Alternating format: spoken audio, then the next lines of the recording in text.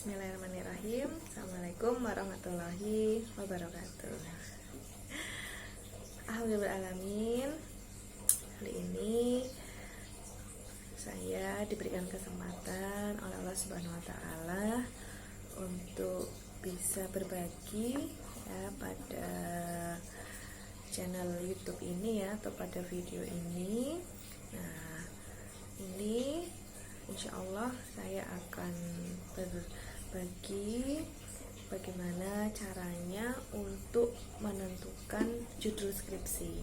Nah, ini banyak digalaukan ya, atau banyak mahasiswa yang mungkin ya sedikit galau, atau mungkin ada yang galaunya lumayan banyak ya untuk menentukan judul skripsi ya. Nah, gimana caranya ya? Nah, ini ada banyak cara ya yang bisa ditempuh untuk bisa mendapatkan judul yang bagus ya. Oke, yang pertama ketika kita akan menentukan judul skripsi ya, maka kita harus tahu dulu ya kita itu pengennya penelitiannya yang seperti apa ya. Kalau saya ambil contoh di bidang farmasi ya, penelitian itu kan ada banyak sekali ya, ada bidangnya ya. Kalau di prodi kita ya, di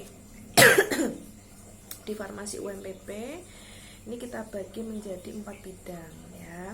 Itu sudah ada di link ya, di format pengajuan judul, di situ ada 4 bidang. Nah, lalu kemudian ya teman-teman mahasiswa itu ketertarikannya yang mana ya, misalnya apakah ke bahan alam ya, teknologi, formulasi, atau misalnya farmasi klinik, atau misalnya manajemen, atau mungkin analisis ya, analisis kimia. Nah, ini silahkan ya ketertarikannya yang mana. Nah, gimana Bu caranya bisa lihat ketertarikan? Nah, misalnya teman-teman di antara bidang-bidang tersebut atau pada mata kuliah tertentu yang memang kesukaannya itu di bidang itu, atau mungkin mata kuliah yang paling disenangi atau nilainya yang bagus atau yang mudah belajarnya itu pada mata kuliah apa gitu. Nah, nanti bisa tuh misalnya mengarahnya ke sana. Nah, terus Bu, saya udah dapat nih Bu, misalnya ke farmasi klinik nih, saya kebetulan karena saya memang farmasi klinik ya, tapi saya nggak tahu judulnya nanti apa, atau saya temanya apa. Nah, yang kedua ya, tadi kan sudah minat, terus selanjutnya yang kedua ya, kalau sudah ketemu bidangnya apa, terus mau fokusnya kemana, ada banyak cara lagi ya. Caranya banyak membaca ya. Loh Bu, kenapa harus banyak membaca? Ya, karena dengan banyak membaca nanti pengetahuannya semakin banyak ya. Kemudian analisis kita, kemudian gambaran-gambaran kita terkait dengan penelitian itu semakin banyak ya. Dulu saya ketika akan tesis saya sama menentukan judul itu ya, saya membuat list beberapa judul. Saya ketemulah dengan dosen pembimbing saya ya, Dr. Akram. Saya ingat sekali ketika itu saya ketemu oleh Dr. Akram gini ya, tapi baca dulu deh di perpus sana, katanya gitu. Saya udah baca dengan judul yang saya ajukan ya. Kemudian saya datang lagi, terus saya ditanya, kayaknya waktu itu saya belum bisa ya, yaudahlah baca dulu saya di perpus, katanya gitu, sampai 3 kali ya. Akhirnya waktu itu oke, silakan bikin proposal ya. Nah, jadi memang pintu utamanya adalah membaca dari mana? Bisa dari hasil skripsi dari kakak tingkat ya. Terus yang kedua dari jurnal ya. Jurnal itu banyak ya, jurnal yang ada di internet itu banyak sekali. Tapi ya, teman-teman ketika akan melihat jurnal, dilihat dulu ya jurnalnya ya.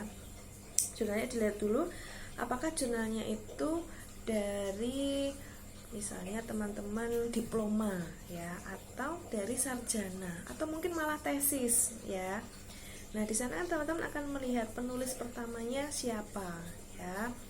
Penulis pertamanya siapa. Nah, kalau seandainya misalnya D3, diploma, dan teman-teman ini adalah hasil usia tingkat sarjana, maka tidak cocok ya. Nanti keilmuannya nanti keilmuannya nggak sama ya. Nanti harusnya keilmuannya adalah sarjana, tapi levelnya adalah level diploma, maka inilah harus dilihat lagi ya. Itu. Nah, misalnya ada muncul pertanyaan, Bu, apakah kalau judul itu harus baru, misalnya harus benar-benar yang tidak boleh dilakukan, misalnya benar-benar barulah, kalau yang sudah ada nggak boleh dilakukan penelitian lagi ya.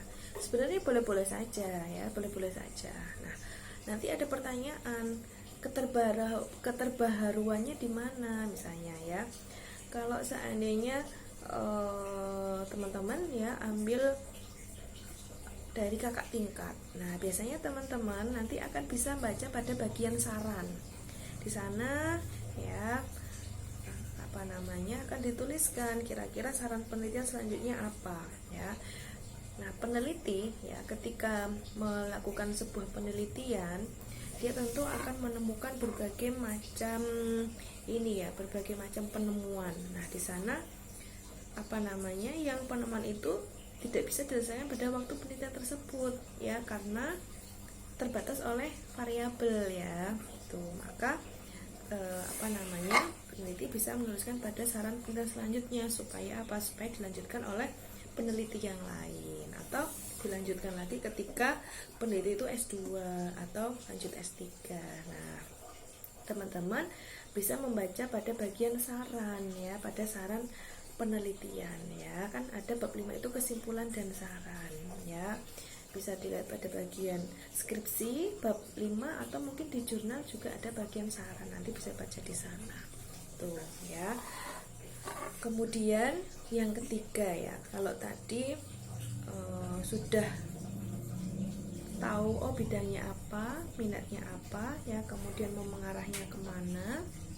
Nah, yang ketiga, caranya gimana? Teman-teman harus menguasai dulu ya. Teman-teman harus menguasai dulu terkait dengan teori ya tentang skripsi. Itu teman-teman akan sedikit kesusahan ketika belum memahaminya. Misalnya ya, di skripsi itu ada yang namanya latar belakang ya, kemudian ada yang namanya abstrak, kemudian ada yang namanya bab 1, bab 2, bab 3, bab 4, bab 5, terus ada lampiran ya. Tadi yang ada latar belakang, kemudian ada misalnya keterbatasan penelitian, ada variabel. Nah, variabel itu apa sih? Kemudian ada variabel bebas, ada variabel terikat. Nah, itu masuk dalam metode penelitian. Nah, teman-teman juga harus memahami dulu apa itu metode penelitian. Di dalam metode penelitian itu macamnya ada berapa ya, sehingga nanti teman-teman akan bisa memilih mana metode yang cocok untuk penelitian yang akan diangkat ya. Nah, terus kemudian setelah tahu teori-teorinya, kemudian nanti kembangkanlah tadi terkait dengan kira-kira ya judulnya apa sih yang cocok ya. Oke, itu ya. Nah, lalu yang keempat ya, teman-teman ya, untuk bisa menemukan judul ini ya, tadi misalnya bidangnya sudah ketemu, sudah tahu dari saran penelitian ya, teman-teman pun bisa juga melihat dari hasil studi pendahuluan ya. Nah, kalau sudah dapat nih tadi ya, terkait dengan topiknya ini, teman-teman silakan lakukan studi pendahuluan ya. Studi pendahuluan itu ya bisa dilakukan studi pendahuluan secara literatur, bisa studi pendahuluan secara lapangan atau terjun langsung ya. Bukan berarti ini langsung melakukan penelitian, tidak. Nah, secara literatur teman-teman melihat dari data di internet, kira-kira datanya cukup nggak untuk sampel misalnya, datanya terpenuhi atau tidak, kemudian apakah penelitian ini sudah ada atau belum, itu namanya studi literatur ya. Kemudian studi lapangan. Nah, kalau tadi sudah studi literatur karena tidak memerlukan biaya yang besar ya, karena tidak harus lihat ke tempatnya atau tidak harus menemui sampel, teman-teman studi lapangan. Mesti yang kedua ya. Tadi sudah ada bekal dari studi internet ya, studi literatur, kemudian ada studi lapangan. Nah, teman-teman akan meyakinkan diri sendiri bahwa datanya ini memang benar-benar ada ya. Nah, misalnya bisa wawancara langsung ke calon responden ya, yang mungkin itu respondennya yang akan kita ambil ya, misalnya, atau mungkin teman-teman bisa melihat dari misalnya di rumah sakit ya, di rumah sakit teman-teman bisa menanyai petugas yang di sana. Nah, kalau di sana kita diminta surat ya, sudah teman-teman bikin surat misalnya seperti itu. Atau dengan cara lain, teman-teman punya saudara yang bekerja di rumah sakit atau di puskesmas, itu bisa dimintai data atau diwawancara ya. Misalnya kalau di rumah sakit X, betul nggak ada penyakitnya ini misalnya gitu ya. Takutnya nanti kalau sudah studi literatur, pas ketika studi lapangan datanya nggak ada, maksudnya datanya sudah pada tahun yang akan datang itu tinggal sedikit. Nah, ini eman-eman ya, sehingga studi penelitian ini sangat penting sekali. Kenapa? Karena kalau sudah membuat proposal bab 1, 2, 3 tapi harus diganti lagi, itu sangat eman-eman sekali ya, sehingga memang di depan itu payah ya, tapi kalau sudah fix enak, tempatnya oke ya. Kemudian teman-teman mahasiswa sudah memahami terkait dengan definisi-definisi hal-hal yang berkaitan dengan skripsi, kemudian komponen-komponen apa saja sih yang ada di skripsi. Misalnya tadi ada bab 1, 2, 3, 4, 5 isinya apa saja.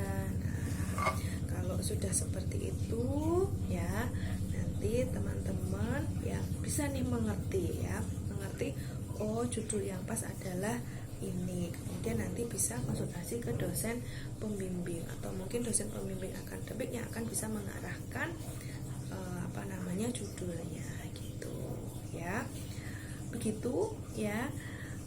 Untuk itu pada teman-teman mahasiswa, selamat banyak membaca ya, karena dengan membaca kita akan memperoleh banyak sekali ilmu pengetahuan dan wawasan, sehingga akan memudahkan teman-teman sendiri dalam membuat skripsi ya. Skripsi itu mudah, skripsi itu tidak susah ya.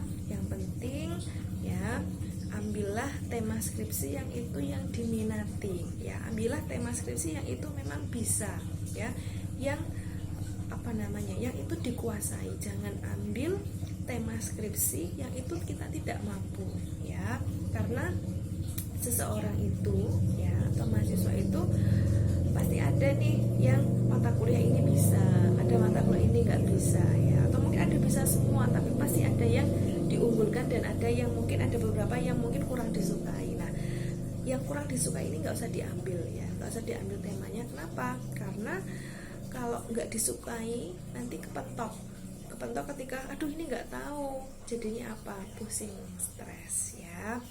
Oke, begitu ya, ini tips dari saya, semoga bermanfaat ya. Semoga yang sedang meramu ya, yang sedang menyusun judul skripsi segera dapat dan nanti bisa melanjutkan ke jenjang yang selanjutnya ya. Baik, terima kasih. Semoga penjelasan dari saya ini bermanfaat ya. Saya memohon maaf apabila masih terdapat sekali kekurangan pada diri saya ketika saya menjelaskan ya. Saya mohon maaf ya apabila ada request dari teman-teman mahasiswa terkait dengan penjelasan-penjelasan yang lain ya, bisa di kolom komentar atau bisa japri ke Bu Ayu ya. Oke, dan apabila memang video ini bermanfaat ya, bisa klik tombol subscribe dan like seperti yang lainnya ya. Karena ya dengan misalnya teman-teman mengklik tombol subscribe dan like, itu dapat memberikan semangat juga kepada saya ya untuk membuat video yang lebih banyak lagi ya. Karena tujuan saya memang dalam membuat video ini ya untuk memudahkan teman-teman mahasiswa ya dalam mengerjakan skripsi ya. Karena selama saya menjadi koordinator skripsi itu saya merasa bahwa kalau untuk bertemu dengan mahasiswa skripsi itu tidak sama ketika belajar kuliah di kelas ya. Karena ketika skripsi itu mahasiswa sudah nggak ada teori lagi, sehingga agak sedikit kesulitan kesulitan ketika akan menjelaskan ya. Sehingga harapannya dengan melalui media seperti ini pesannya dapat tersampaikan. Baik, terima kasih ya, saya akhiri. Wassalamualaikum warahmatullahi wabarakatuh.